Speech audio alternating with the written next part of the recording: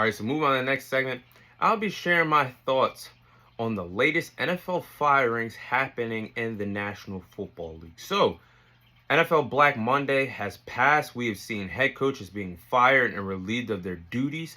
These are the top tier coaches that have been relieved from their duties in the National Football League. So, starting off with the number one guy that was fired, Arthur Smith. Arthur Smith has been fired from the Atlanta Falcons. Oh boy, I believe this was the right decision for the Atlanta Falcons to fire Arthur Smith. When Arthur Smith was the head coach of the Atlanta Falcons over the last 3 to 4 years, he had a coaching record of 21 wins and 30 losses in his tenure with the Atlanta Falcons.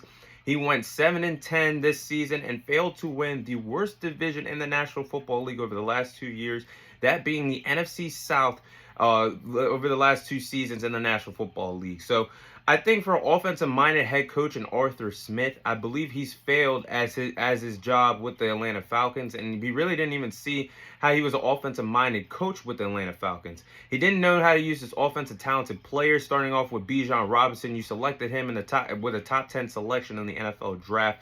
How the hell do you not know how to use Bijan Robinson in the backfield? He's a very explosive player that can make plays in the backfield, make plays as a pass catcher if needed. He barely used Bijan Robinson in the red zone. Then you look at Drake London, somebody they drafted in it with the top 10 pick over the last few years at the wide receiver position, coming from USC. He's definitely been underutilized in Arthur Smith's offense. Kyle Pitts, tight end that was a top 5 pick in the 2021 NFL draft. I don't care what anybody says. Kyle Pitts still has the ability to show that he is a top 5 selection and he's not a bust.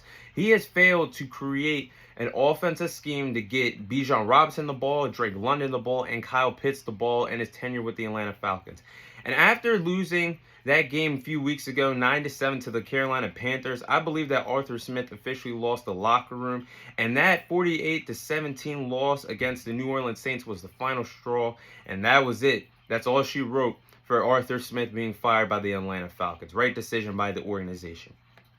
Then you have the Washington Commanders that decided to fire Ron Rivera. I do believe that the franchise made the right decision firing Ron Rivera, and I think it's best for them to move away from Ron Rivera. Ron Rivera in his tenure with the Washington Commanders never finished a season over 500 in Washington over his last 4 years at the tenure at the head coaching position. Ron Rivera, as a head coach with the Washington Commanders, had finished with 26 wins, 40 losses, and 1 draw as their head coach in Washington. Now, the franchise has gone downhill on both sides of the ball over the last few years, and now have the 2nd overall pick in this upcoming NFL draft. With new ownership and somebody that's very credible being owner, Magic Johnson being a part of the ownership, former Golden State Warriors owner Bob Myers now joining the team. 2 successful guys that know a lot of sports and know what it's like to build championship caliber teams. You look at Magic Johnson.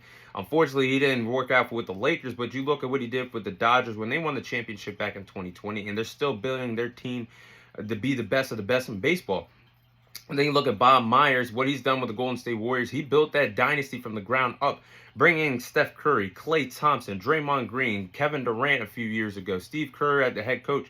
He knows what it's like to have championship success. It doesn't matter the sport. They get developed as great owners in the National Football League as well. So with new ownership for the Commanders and them trading away their 2 top-tier pass rushers, Chase Young and Montez Sweat, by the NFL trade deadline, we see it's a new era coming in Washington. It'll be interesting to see who they hire as their next head coach, who they will draft at the number 2 overall pick. I assume it's going to be a quarterback, whatever quarterback is on the board. I think that's who they'll get. But I think it was best for business for the Commanders to fire Ron Rivera. And then you look at the Tennessee Titans. This one shocked me with Mike Vrabel being fired by the Tennessee Titans. But this one was very shocking to me. I thought the Tennessee Titans did not make the right decision by firing Mike Vrabel at the head coach position. Mike Vrabel, in his first 6 seasons with the Tennessee Titans, helped the Titans make 4 playoff appearances, made an AFC Championship appearance back in the 2019 NFL Draft, And he won. He's a former Coach of the Year, won that award a few years ago. I do believe this was a wrong mistake, and as we see, the Titans are moving on to a new direction for their forsake of the future. But Mike Vrabel is going to be just fine. He's a damn good coach in the National Football League. He's a great leader. He's the perfect candidate to replace Bill Belichick as the next head coach if the Patriots decide to move off of Bill Belichick. He's a former player, former New England Patriots player. He's a defensive-minded head coach. He's somebody that would fit the bill very well to replace Bill Belichick as their next head coach in New England. I think Mike Vrabel is going to have a bright future no matter where he lands in his next coaching tenure. Bad mistake by the Tennessee Titans to cut ties with Mike Vrabel.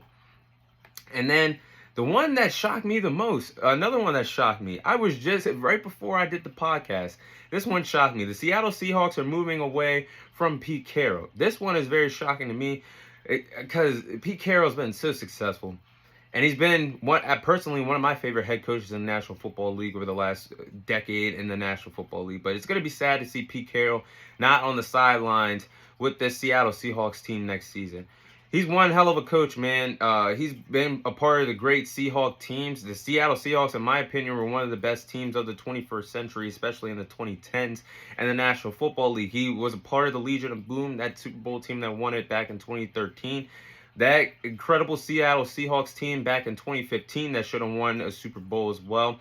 And he also helped grow this young Seattle Seahawks team that we're seeing develop in the National Football League today. So there's reports that Pete Carroll could have a position in the front office, possibly be a general manager. We don't know what the forsake of the future is for Pete Carroll, but it's going to be sad to not see him on the sidelines next year. But for a 72-year-old man with so much joy for the game of football, always on the sidelines, chewing gum, having one hell of a time, he's been a success. If this is it for him being a coach and he retires from coaching altogether, he had an incredible run in college football with USC, winning a national title there, then translating his game over to the National Football League. Something that a lot of college coaches fail to do. They're not successful in both, but Pete Carroll is in that short list of guys that were successful in college football and the National Football League, with his tenure with the Seattle Seahawks being a former Super Bowl champion and winning countless playoff games with that organization. But those are my thoughts on the NFL firings taking place in the National Football League today in the NFL.